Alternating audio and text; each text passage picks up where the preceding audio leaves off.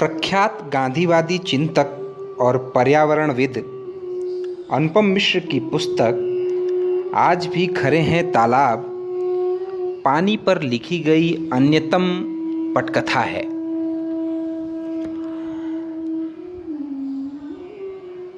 आने वाली कड़ियों में मैं इस पुस्तक का अध्यायवार वाचन प्रस्तुत करूंगा। आज पहला अध्याय, पाल के किनारे रखा इतिहास।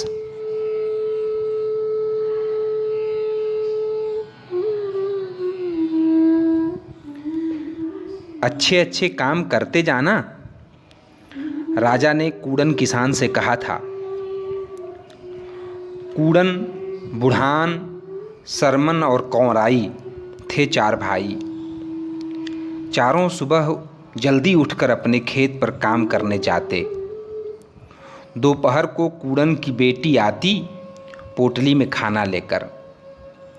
एक दिन घर से खेत जाते समय बेटी को एक नुकीले पत्थर से ठोकर लग गई।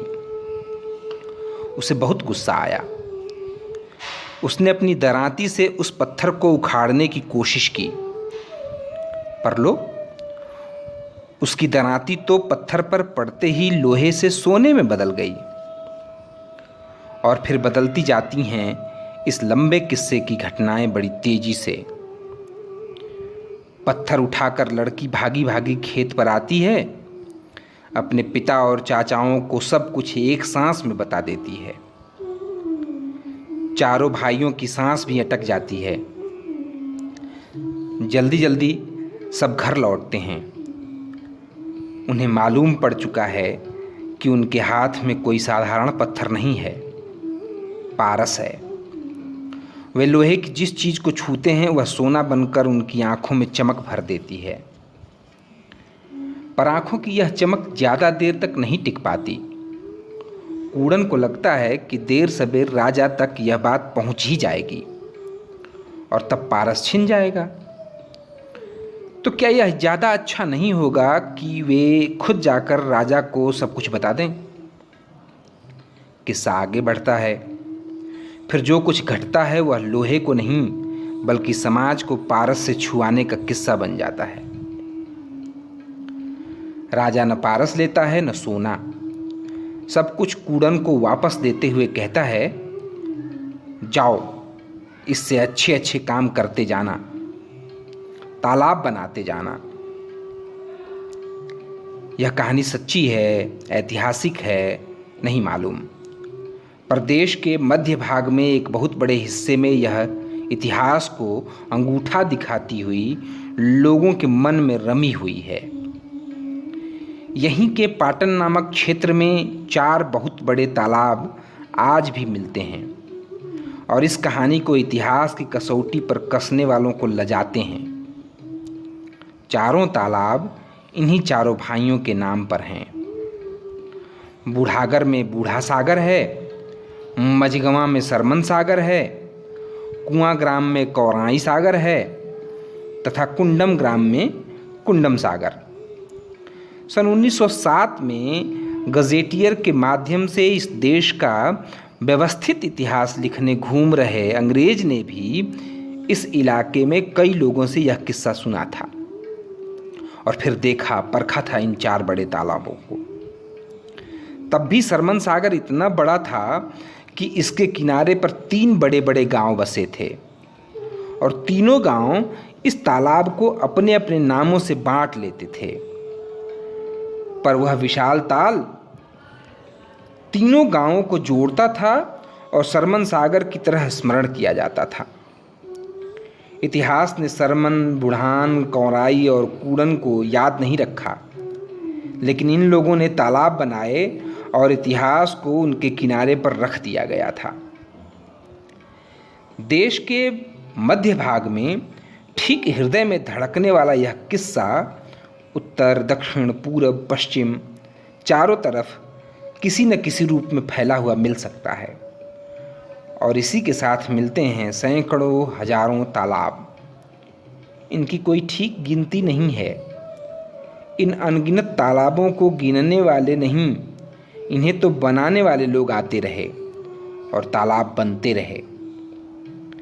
किसी तालाब को राजा ने बनाया तो किसी को रानी ने, किसी को साधारण गृहस्थ ने, विधवा ने बनाया तो किसी को किसी असाधारण साधु संत ने।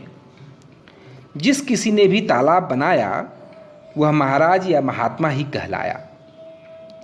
एक कृतज्ञ समाज तालाब बनाने वालों को अमर बनाता था और लोग भी तालाब बनाकर समाज के प्रति अपनी कृतज्ञता ज्ञापित करते थे।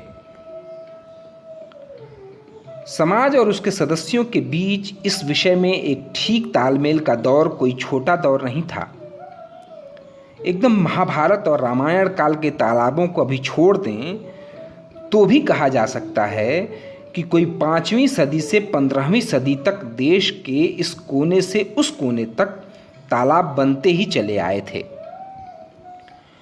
कोई 1000 वर्ष तक अबाध गति से चलती रही इस परंपरा में 15वीं सदी के बाद कुछ बाधाएं आने लगी थीं, पर उस दौर में भी यह धारा पूरी तरह से रुक नहीं पाई, सूख नहीं पाई।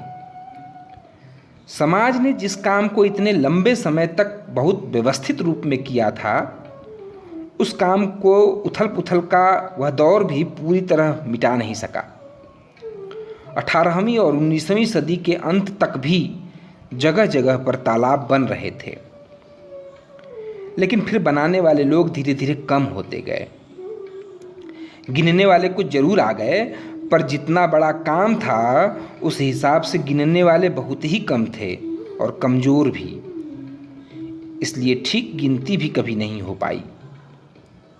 धीरे धीरे टुकड़ों में तालाब गिने गए, पर सब टुकड़ों का कुल मेल कभी बिठाया नहीं गया। लेकिन इन टुकड़ों की झिलमिलाहट पूरे समग्र चित्र की चमक दिखा सकती है। लबालब भरे तालाबों को सूखे आंकड़ों में समेटने की कोशिश किस छोर से शुरू करें? फिर से देश के बीच के भाग में वापस लौटें। आज के रीवा जिले का जोड़ौरी गांव है, कोई 2500 की आबादी का, लेकिन इस गांव में 12 तालाब हैं। इसी के आसपास है ताल मुकेदान, आबादी है कोई 1500 की, पर 10 तालाब हैं गांव में। हर चीज का औसत निकालने वालों के लिए यह छोटा सा गांव आज भी 150 लोगों पर एक अच्छे तालाब की सुविधा जुटा रहा है। जिस दौर में ये तालाब बने थे उस दौर में आबादी और भी कम थी, यानी तब जोर इस बात पर था कि अपने हिस्से में बरसने वाले हर एक बूंद इकट्ठी कर ली जाए और संकट के समय में आसपास के क्षेत्रों में भी उसे बांट दिया जाए। वरुण देवता का प्रसाद गांव अपनी अंजलि में भर लेता था, और जहां प्रसाद कम मिलता है वहां तो उसका एक कण एक बूंद भी भला कैसे बगरने दी जा सकती थी। देश में सबसे कम वर्षा के क्षेत्र जैसे राजस्थान और उसमें भी सबसे सूखे माने जाने वाले थार के रेगिस्तान में बसे हजारों गांवों के नाम ही तालाब के आधार पर मिलते हैं। गांवों के नाम के साथ ही जुड़ा है सर। सर यानी तालाब, सर नहीं तो गांव कहाँ।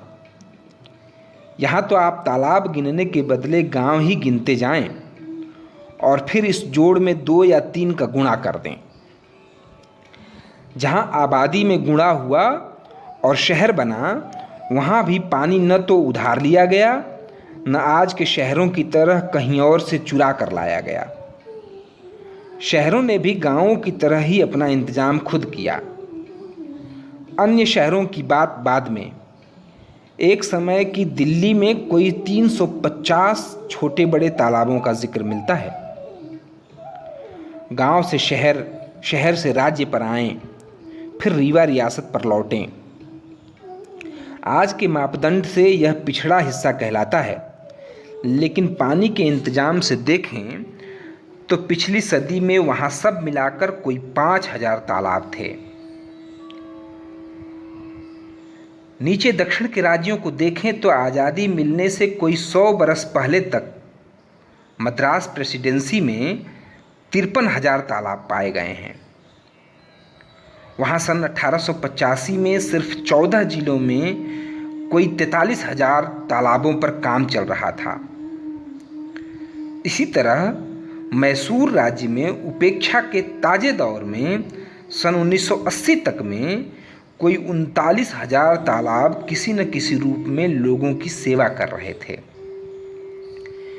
इधर उधर बिखरे ये सारे आंकड़े एक जगह रख कर देखें तो कहा जा सकता है कि इस सदी के प्रारंभ तक आषाढ़ के पहले दिन से भादों के आखिर अंतिम दिन तक कोई 11 से 12 लाख तालाब भर जाते थे और अगले जेठ तक वरुण देवता का कुछ न कुछ प्रसाद बांटते रहते थे, क्योंकि लोग अच्छे अच्छे काम करते जाते थे।